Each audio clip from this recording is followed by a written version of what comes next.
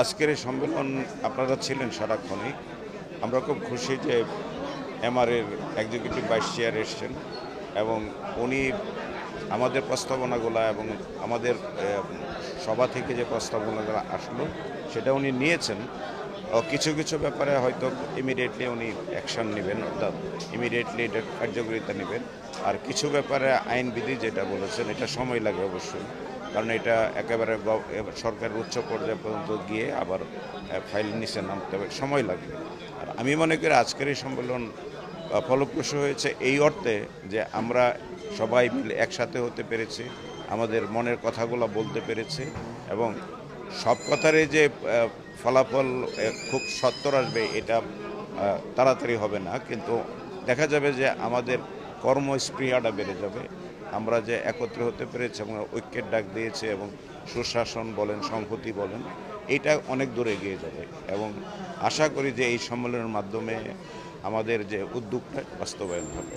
এমএফআইদের যে কোঅর্ডিনেটিং যে একটা প্রতিষ্ঠান আছে, ক্রেডিট ডেভেলপমেন্ট ফোরাম, সিডিএফ করেছে, আয়োজন করেছে। তো আমি আসছি রেগুলেটরি বডি থেকে।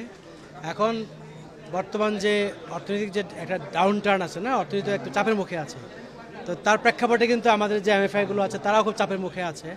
তো তারা কী ধরনের সমস্যা এখন ফেস করছে এবং এই সমস্যাগুলো যদি আমরা একটু সমাধান করতে চাই, কী ইমিডিয়েটলি কী স্টেপ নেওয়া যায়, সেগুলো নিয়ে মোটামুটি তারা কিছু অপিনিয়ন দিয়েছেন। সেগুলো সিডিএফ একত্রিত করে আমাদেরকে দিচ্ছে। তো এটা পরে আমরা রেগুলেটরি বডি থেকে আমরা দেখবো যে কী করণীয় আছে, করা যায়, যেটা আমরা করতে পারি বা যেটা গভর্নমেন্টে করার জন্য পাঠাবো আমরা সেই অনুযায়ী স্টেপ নেব। কিছু কিছু সমস্যা আছে যেগুলো তারা বলেছে সেগুলোতে ইমিডিয়েটলি সলভ করা যায়, যেটা হয়তো আমার হাতে আছে। আমি কয়েকটা জিনিস বলেছি যে হ্যাঁ ইমিডিয়েটলি করে ফেলবো। কিছু কিছু বিষয় আছে যেটা আইন এবং বিধির ব্যাপার, এটা করতে গেলে একটু সময় লাগবে, কয়েক মাস, 6 মাস, 1 বছর লেগে যেতে পারে।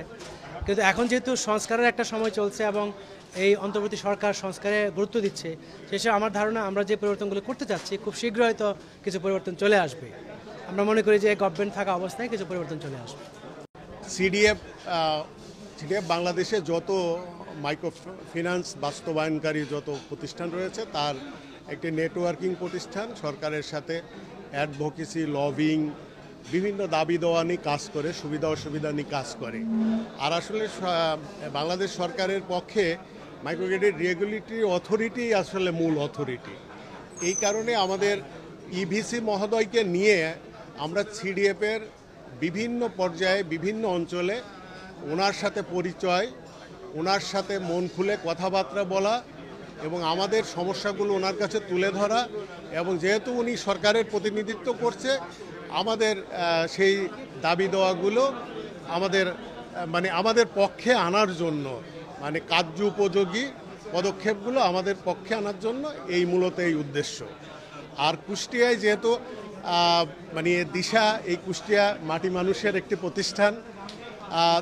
দিশা সবসময়ই যেরকম কুষ্টিয়ার এই অঞ্চলের মানুষের ভাগ্য উন্নয়নের কাজ করে, পাশাপাশি এই যে সম্প্রীতি, প্রীতির বন্ধন, এর লক্ষ্যে দিশা আরেকটি কাজ করে। যেহেতু সিডিএফ সুযোগ সৃষ্টি করে দিয়েছে যে এই ধরনের একটি প্রোগ্রাম করার, সেই কারণেই আমরা এটা আর আঞ্চলিক সম্মেলন না, এটা আসলে একটা জাতীয় সম্মেলনের রূপ নিয়েছে।